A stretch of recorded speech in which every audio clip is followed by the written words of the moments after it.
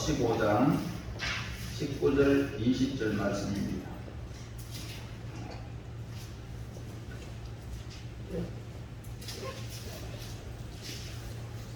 만일 그리스도 안에서 우리가 바라는 것이 다만 이 세상의 삶뿐이면 모든 사람 가운데 우리가 더욱 불쌍한 자이리라. 그러나 이제 그리스도께서 죽은 자 가운데서 다시 살아나사 잠자는 자들의 첫 열매가 되셨구나. 아멘. 오늘 여기에서 이겼다, 이 말은 바로 승패를 말하고 있습니다. 승패. 승패라는 단어는 경기에서 사용하는 그런 용어이고 전투에서 쓰는 그런 말이기도 합니다. 예수님의 이 부활이 어둠의 권세에 대한 그런 승리를 의미한다면 예수님의 승리는 사망 권세와의 전투였음을 알 수 있는 그런 말씀입니다. 그래서 이 말은 이 세상을 사는 우리에게 경각심을 일깨워주는 단어이기도 한 것입니다. 우리 또한 이 땅에서 악한 그런 영광의 전투를 그렇게 치르고 있기 때문입니다. 악의 영과 다투고 있죠. 그래서 예수님은 분명히 하나님이셨습니다. 예수님의 이 부활로 이 세상에는 엄청난 변화가 일어나게 되어졌습니다. 수많은 사람들이 어둠의 권세에서 벗어났습니다. 빛의 자녀로 살게 되어졌습니다. 육체의 한계를 벗어나 영원한 생명을 소망하며 살아갈 수 있도록 우리에게 허락하신 이 영광스러운 부활의 생명을 우리 하나님이 우리 백성들에게 허락해 주신 것입니다. 대부분의 사람들이 가진 그런 죄에 대한 보편적인 인식이 있습니다. 그런데 이 보편적인 이 법, 이 인식의 법을 어긴다는 데 문제가 있다는 것입니다.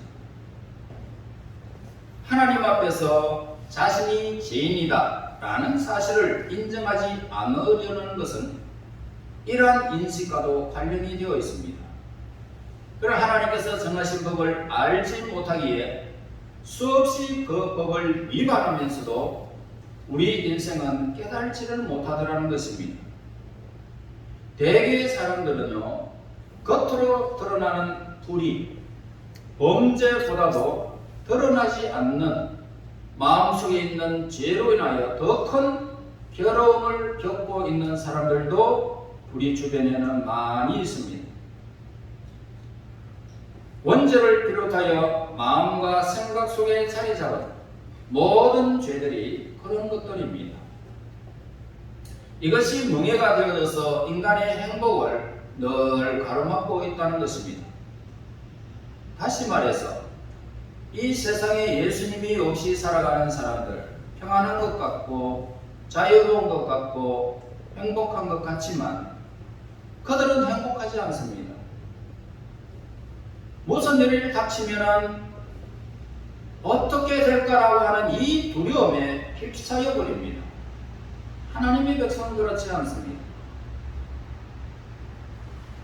그러므로 그들의 모든 멍해, 하나님께서 허락하신 이 멍해를 풀어주지 않고 예수님 밖에 있는 사람들은 이런 행복스러운 일들이 있는가 하면 행복을 가로막고 있다는 것입니다. 그래서 사람들에게 물어보면 나는 죄 없다라고 하는 사람들도 있습니다. 그러나 나는 죄 없다고 말할 수 있는 사람은 이 세상에는 단 한 사람도 없다는 사실을 성경에서 우리에게 가르쳐주고 있습니다. 그래서 성경은 의인이 없다, 한 사람도 없다라고 완전히 단언하고 있습니다. 그래 죄를 범하지 않는 사람은 이 세상에는 단 한 사람도 없다라는 것입니다. 이것이 바로 인간의 실상입니다. 그러므로 예수님의 부활은 이처럼 절망 상태에 있는 이 인류에게 자유롭게 될 수 있는 길을 벌쩍 열어 놓으신 것입니다.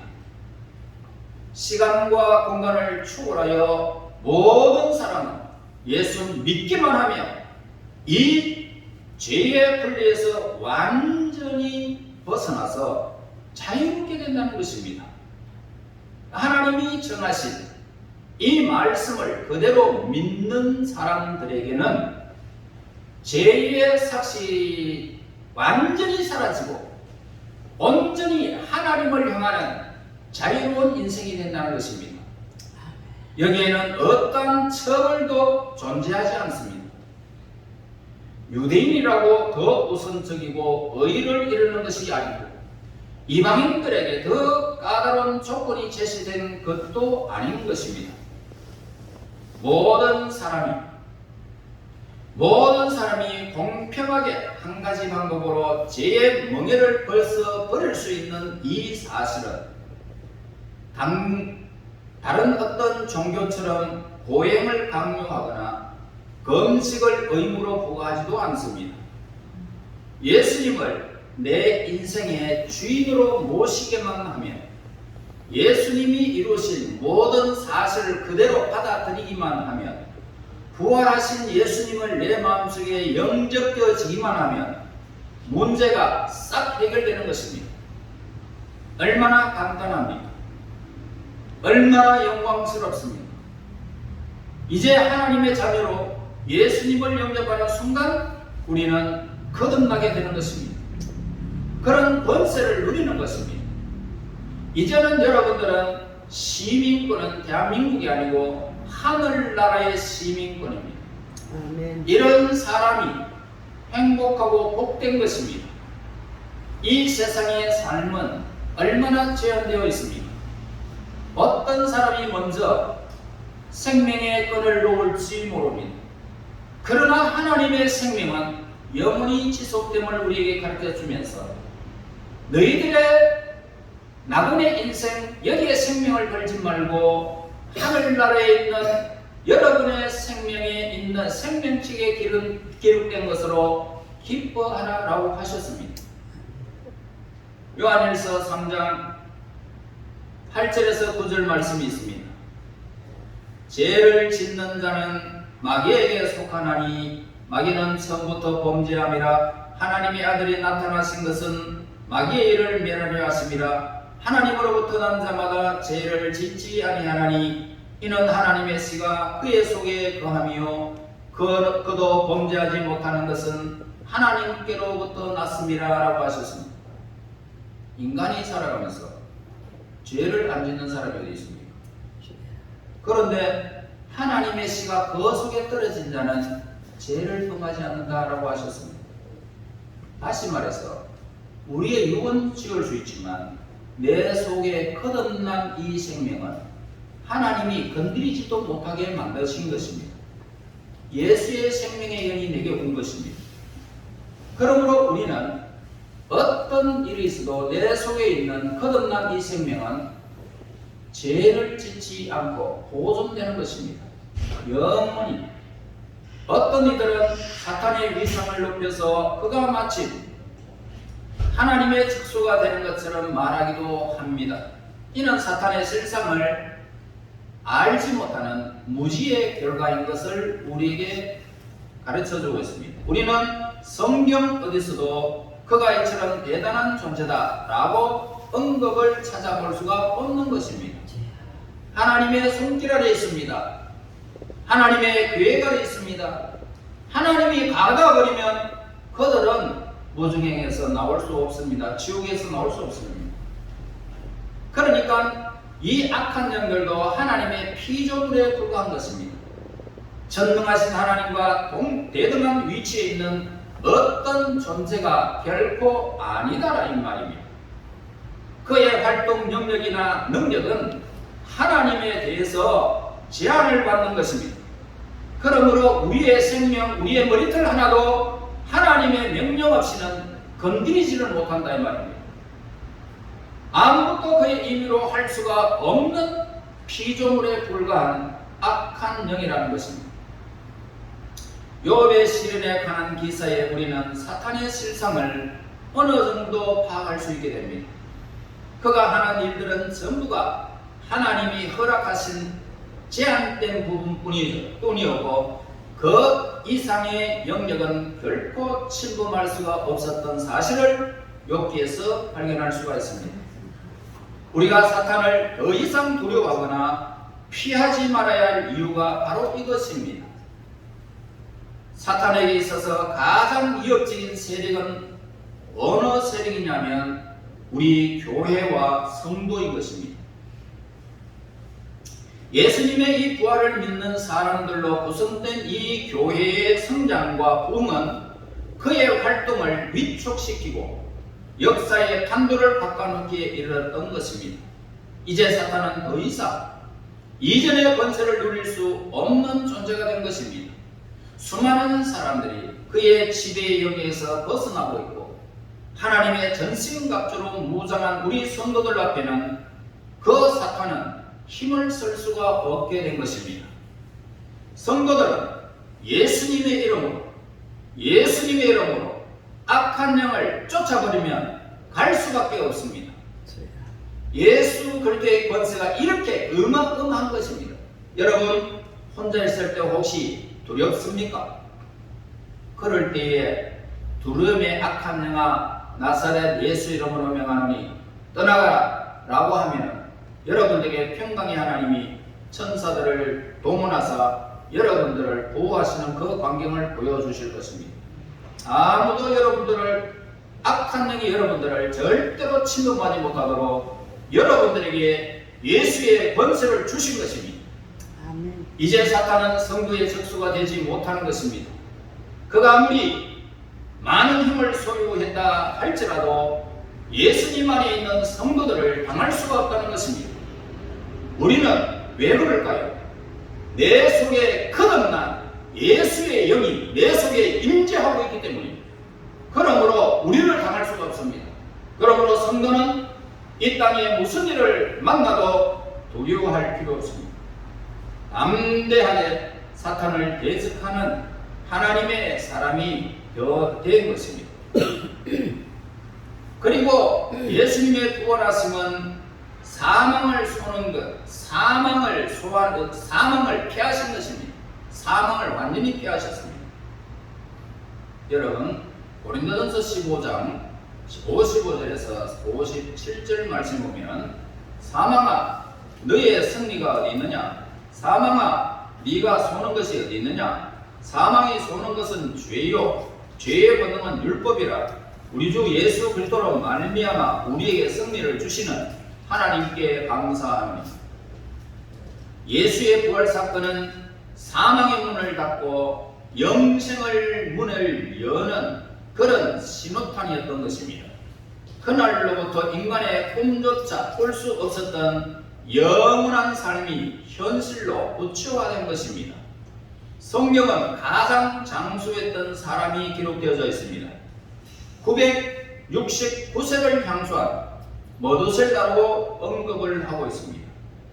머두셀라는 현재 우리 국민의 평균 수명보다 16배나 살았던 사람입니다. 969세를 살았습니다. 그러나 영생에 비하면 지극히 짧은 시간이라는 사실을 우리에게 가르쳐 줍니다. 영생이라는 것은 헤아릴 수 없는 시간의 길이를 가리키고 있습니다. 그러니까 끝이 없는 시간, 끝이 없는 현재가 영원히 지속되는 세계를 영생이라 이렇게 말합니다. 우리는 모든 길이 끝이 있고 모든 일에 끝이 있음을 우리는 잘 알고 있습니다. 이 세상에 있는 것들은 그 어떤 것도 영원한 것이 하나도 존재하지 않습니다. 많은 사람들이 새로운 것을 구입하면 기분이 굉장히 좋습니다.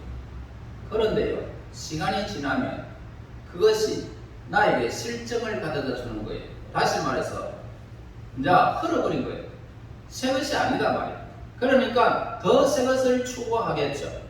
그러나 이 모든 것들은 다 새것 그래도 끝이 있게 말하는 것을 우리는 알 수 있습니다. 이 세상에 있는 것들은 그 어떤 것도 영원하지 않고 끝이 있습니다. 모두가 한시적인 것이다 이 말입니다. 이 세상에 사는 모든 인간의 생명도 마찬가지입니다.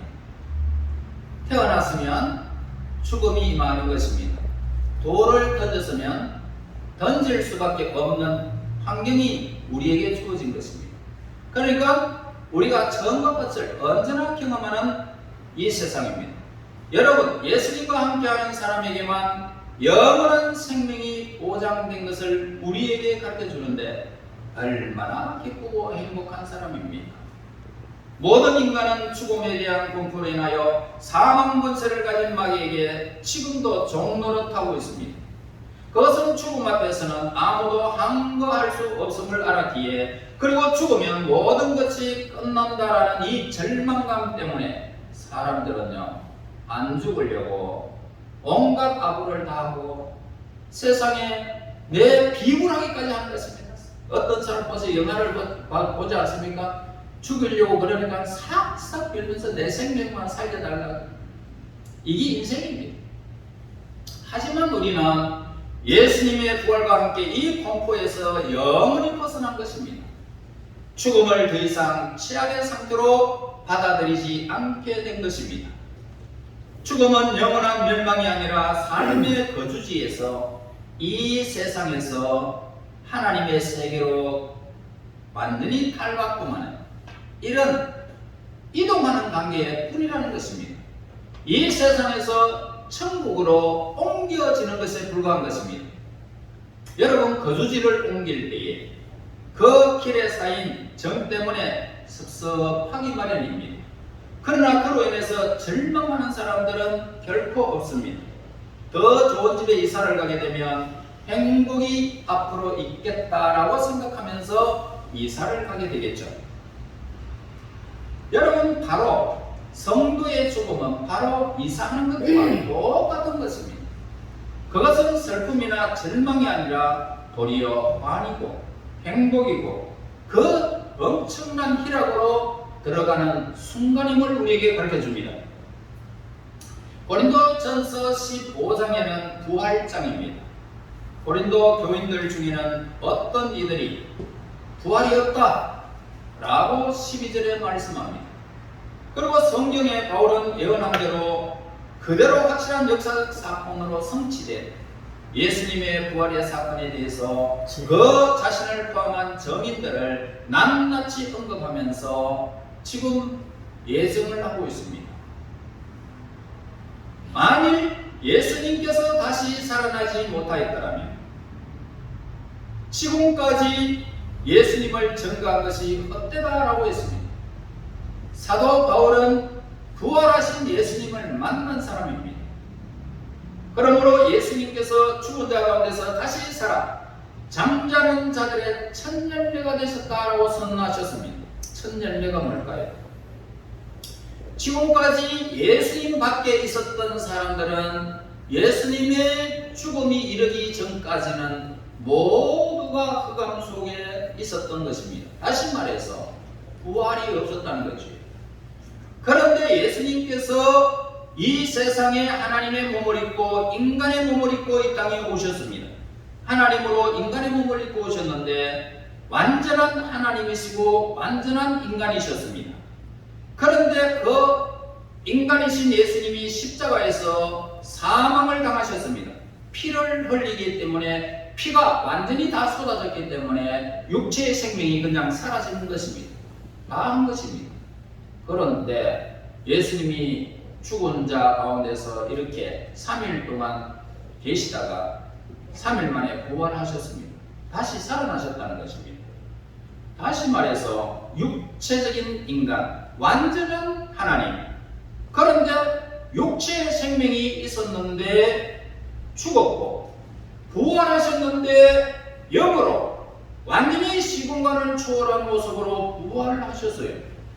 그러니까 완전한 하나님이 그 영이 우리 인간의 똑같은 모습, 예수님의 모습과 똑같은 모습으로 부활하신 것입니다.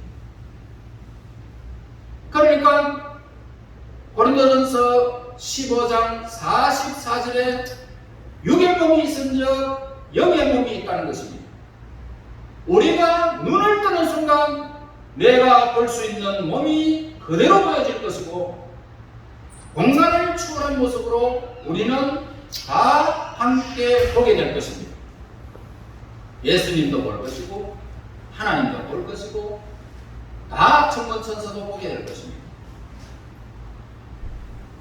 여러분, 교회에서 야외 예배를 드릴 때 즐겨 부르는 찬송이 있죠. 새 찬송가가 478장입니다. 참 아름다워라, 이런 찬송입니다. 하나님께서 천지만물을 주시고 보시기에 좋았더라 라고 하신 것처럼 태초의 세상은 너무나도 아름답게 창조하셨습니다. 그러나 아담의 범죄로 인해서 죄와 사망의 그림자가 온 인류에 드리워졌습니다. 아담 안에서 모든 사람이 죽은 것 같이 라고 22절에 우리에게 말씀하고 있습니다. 인류는 예수님의 부활을 필요로 하게 되었다는 것입니다. 밤이 지나 아침이 오고 겨울이 지나면 무엇이 옵니까? 봄이 오죠. 그렇듯 예수님은 어두움의 세력을 물리치시고 빛으로 이 땅에 오셔서 죄와 사망의 원수를 정복하신 후에 부활의 주님이 되신 것입니다. 이러한 구속사역의 완성은 한 알의 밀이 쓰러져서 이렇게 다시 이렇게 삭시에 나서 열매를 맺듯이 하나님 앞에 바쳐진 예수님의 십자가 희생으로 말미암아 예수님은 부활의 첫 열매가 되신 것입니다. 여러분, 하나님의 밀알이 땅에 떨어져 죽을 때에 많은 열매가 맺어지듯이 예수님께서 우리의 죄를 위해서 죽으심으로 부활의 첫 열매가 되셨고, 그 첫 열매로 바쳐진 예수님 안에 있는 우리 성도들은 구원을 받아서 부활의 은총에 동참하게 된 것입니다. 이처럼 이 십자가 위에 대속하신 예수님의 죽음은 성도의 구원을 위한 대표적인 죽음이었던 것입니다. 또한 죄 없으신 예수님의 의로운 삶과 부활은 성도가 살아야 할 거룩한 삶을 예표하는 것이었던 겁니다. 그러므로 사도 바울은 이렇게 말합니다. 우리가 흙에 속한 자의 형상을 입은 것 같이 또한 하늘에 속한 자의 형상을 입으리라. 이러한 예수님의 대표성 때문에 예수님의 부활은 귀한 것이고 성도의 궁극적인 목표가 된 것입니다. 1884년 이집트에서 3000년 이상 묵은 완두콩이 발견된 날이 있었습니다. 그런데요, 그 완두콩을 밭에다가 심었더니 기적처럼 삭시 나더랍니다. 그러나 수천 년 동안 예언되어 왔던 메시아 예수가 이 땅에 오셔서 하늘에 썩은 밀을 내어 십자가에 죽으셨다가 무덤의 문을 열고 부활하신 사건이 이보다 더 큰 어마어마한 기적의 사건이 아닐 수가 없습니다. 이러한 예수님의 부활 사건은 이렇게 감격한 요한 웨슬리는 예수님은 부활하셨습니다. 그가 세상을 회복시킬 것입니다. 죽은 이여 깨어나시오. 무감각한 주인들이여 더 이상 잠자지 마시오 라며 이 부활의 시초이신 예수님을 찬미하고 성도의 부활신앙을 촉구한 바 있습니다. 성도의 삶 안에서 절망케 하고 낙심케 하는 사망의 권세를 물리치고 희망과 도전의 새로운 삶으로 부활하는 이 부활의 신앙을 가지시기를 예수님 이름으로 축원합니다. 아멘. 여러분, 예수님의 부활은요, 모든 잠자는 자들의 첫 열매로서 부활입니다. 구약에서 하나님께 바쳐진 첫 이삭 한 단이 모든 추수에 대한 감사의 표정이 되었던 것처럼 예수님께서 부활의 첫 열매로서 인류의 부활에 대한 표정이 되신 것입니다. 그러므로 이 부활의 첫 열매이신 예수님께 속한 바 된 이 성도는 날마다 어떻게 살아야 되겠습니까? 자신을 죽이고 그 안에서 예수님 안에 사는 삶을 통해서 부활의 열매를 맺는 그런 삶이 되어야 할 것입니다. 로마서 6장 11절에 말씀합니다. 너희도 너희 자신을 죄에 대하여 죽은 자요 그리스도 예수 안에서 하나님께 대하여 산 자로 여길지어다 라고 말하고 있습니다. 한때 가시면류관 쓰셨던 예수님의 머리에 이제 영광의 면류관이 쓰여진 것처럼 성도 자신의 이기심과 세상에 대한 집착에 대한 주어 장사되어야 할 것입니다. 그리할 때 부활의 은총을 덧입게 될 것이고 새 생명으로 풍성한 삶을 누리게 될 것입니다. 여러분, 예수님께서 죽음에서 부활하사 잠자는 자들의 첫 열매가 됐다는 것은 첫째의 뜻이 뭐냐? 하나님의 뜻을 이루기 위함이었고, 둘째는 인류를 구원하기 위한 후속 사역을 완성하기 위함이었던 것입니다. 그래서 루이스 에버리는 이렇게 말했습니다. 그리스도가 부활하셨다는 사실 가장 확실한 증거는 그가 아직 살아계시다는 것이요, 그의 살아계심을 보이는 오직 한 가지 길은 그리스도인들이 다른 이들을 사랑함이 있다라고 했습니다. 여러분, 우리 교회는 성도가 성도를 사랑하는 아름다운 마음이 있는 것을 제가 보고 있습니다. 그렇습니다. 바로 여러분 속에 예수님이 살아계시기 때문에 그러한 일이 있지 않습니까? 이같이 부활을 믿는 성도는요, 각자의 부활 신앙의 씨앗으로서 하나님과 이웃을 섬기는 부활의 봉사자가 된다는 것입니다. 그러할 때 예수님께서는 하늘의 미랄의 씨앗이 되셔서 우리를 결실하신 것처럼 우리도 또한 열매를 맺음으로 구원받는 영혼을 하나님께, 하나님 나라에 날마다 더하게 된다는 사실입니다. 여러분, 어떤 교회에서 생긴 일입니다. 주일 예배를 준비하기 위해서 추부를 만들 때 예배 시에 부를 찬송 시에 찬송가 164장입니다. 예수 부활했으니 할렐루야. 목사님, 부활주일도 아닌데 왜 부활 찬송을 부르십니까? 라고 물으십니다. 그때 목사님이 대답했습니다. 매주일이 예수님의 부활을 기념하는 예수님의 날인데 주일에 부활 찬송을 부르는 것은 당연한 일이 아닙니까? 라고 했습니다. 그렇습니다. 오늘 이 주일은 안식구 첫날입니다. 안식일은 토요일이었고, 첫날은 일주일 중에 첫날은 일요일부터 시작합니다. 일, 월, 화, 수, 목, 금, 토 이렇게 나갑니다. 그래서 부활의 첫날은 주일입니다. 그날 예수님의 부활을 찬송하는 것이 바람직하지 않느냐는 것입니다. 부활하신 예수님 안에서 새 생명을 얻은 성도는 매일매일 부활 신앙으로 살아갈 수가 있습니다. 그래서 부활의 첫 열매가 되신 예수로 말미암아 항상 찬미의 제사를 하나님께 드릴 수 있습니다. 죄라는 어둠, 마귀 권세의 어둠, 사망에 대한 두려움, 모든 것을 떨쳐버리고 어둠으로부터 자유가 된 빛의 자녀가 우리는 됐습니다. 그러므로 그 부활의 열매가 풍성하여 내일의 최고의 복을 우리는 누리는 하나님의 사람이 된 것입니다. 여러분, 이 세상 여러분들의 삶을 가만히 두지 않을 것입니다. 그러나 두려워하지 마세요. 부활의 영광이 우리에게 주어졌다는 사실을 깨달고 주일마다 부활의 예수님을 만나 여러분들의 삶이 모든 삶에서 회복되어지고 부활의 영광이 임하여 이 세상에서 여러분들을 감당할 수 없는 하나님의 자녀의 권세를 받아 부활의 영광을 늘 이 땅에 누리다가 예수님의 그 영광스러운 부활의 생명을 받아서 새하늘과 새 땅에서 영원히 우리 함께 살아가는 하나님의 사람들이 되시기를 예수님 이름으로 축원합니다. 아멘. 주 예수님, 이 땅에 오셔서 우리의 죄를 위해 십자가에 죽으시고 부활하셔서 죄와 사망의 권세를 깨뜨리심을 진실로 감사드립니다.